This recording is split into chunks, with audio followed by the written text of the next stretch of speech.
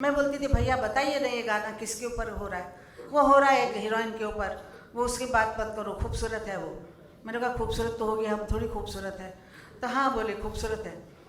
शादी मछली वछली नहीं पकड़ता हूँ मैं शेरनी लाने वाला हूँ। जब शादी हुई उनकी तो मैंने भाभी को देख के कहा भैया खूबसूरत शेरनी लाए हो। वो उनके कैमरे के लेंस से वो इकट्ठी करते थे और इतना खूबसूरत उन्होंने स्विट्ज़रलैंड बना दिया कि दुनिया में सब लोग स्विट्ज़रलैंड जाने शुरू कर दिए। अपने लोग तो है ही वैसे, जब कोई चीज़ खूबसूरत देखते हैं तो वैसे इंडियन लोग चले जाते हैं। 1943 में, मैं हिंदी में बोलूँगी क्योंकि हमारे प्राइम मिनिस्टर भी हिंदी में ही बोलते हैं। माझा बाळ फिल्म के लिए मैंने पहली बार जो गाना गाया था 43 में, उस वक्त मैं 10 साल की थी। उस वक्त से लेके उस वक्त सेकंड वर्ल्ड वॉर चल रही थी और अंग्रेज़ों का ज़माना था। वैसे हम अंग्रेज़ों के ज़माने के सिंगर हैं।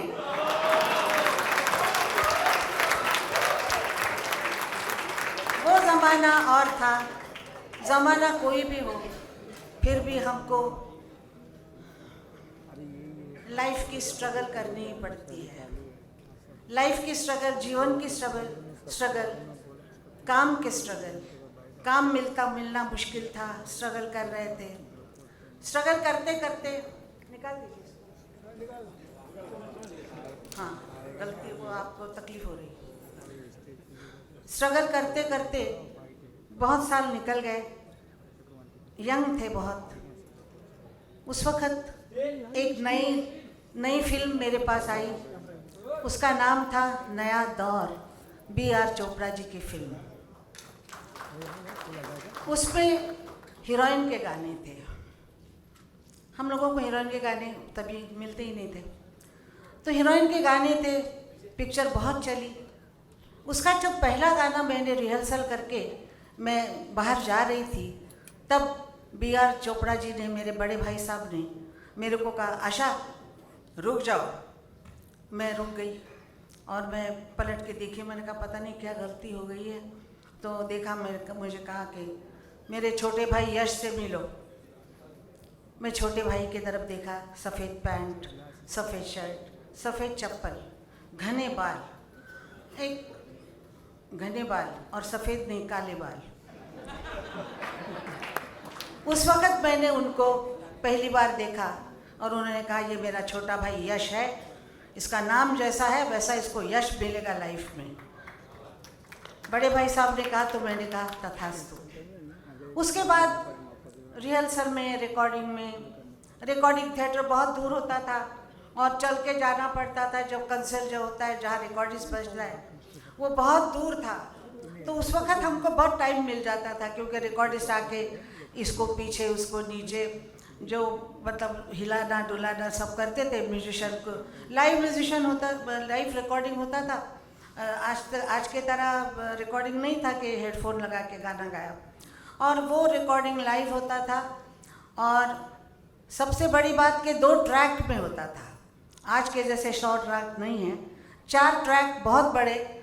पहला 6 ट्रैक जब आया, राजकमल में आया, तब हम लोगों ने जश्न बनाया था कि 6 ट्रैक आ गया। तो 6 ट्रैक पे, 4 ट्रैक पे, 2 ट्रैक पे वो रिकॉर्डिंग होता था। उसका रिकॉर्डिंग आज भी आपको अच्छा लगता है।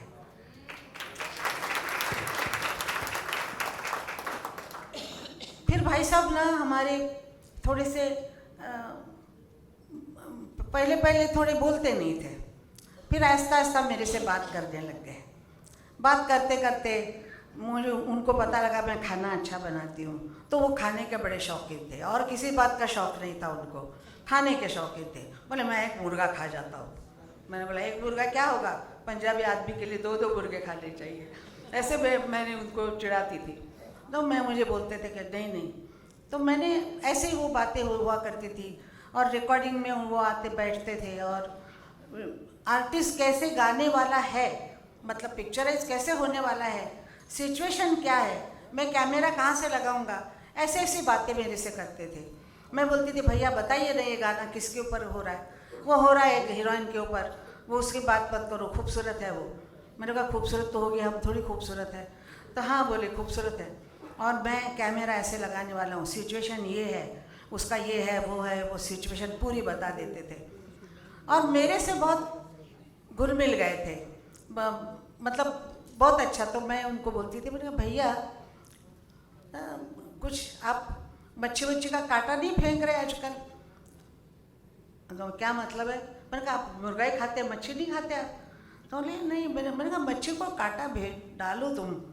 तो मैंने कहा, फिर मैंने बोला शादी कब करने वाले हो? शादी मछली वछली नहीं पकड़ता हूँ मैं शेरनी लाने वाला हूँ। जब शादी हुई उनकी तो मैंने भाभी को देख के कहा भैया खूबसूरत शेरनी लाए हो।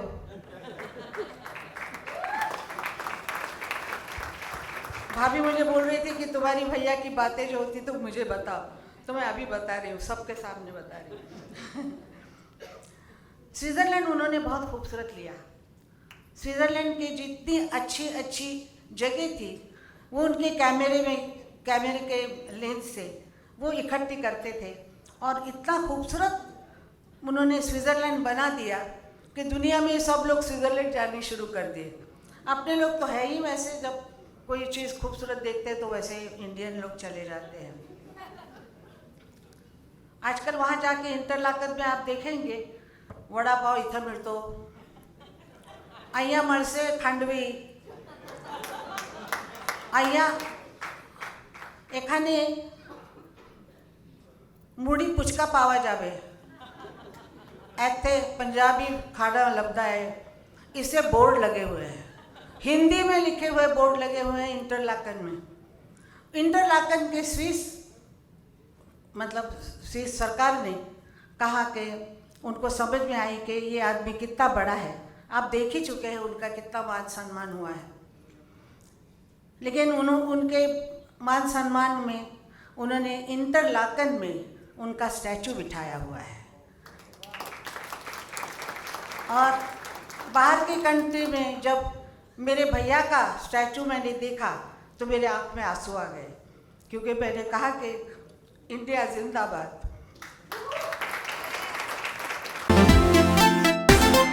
koimoi.com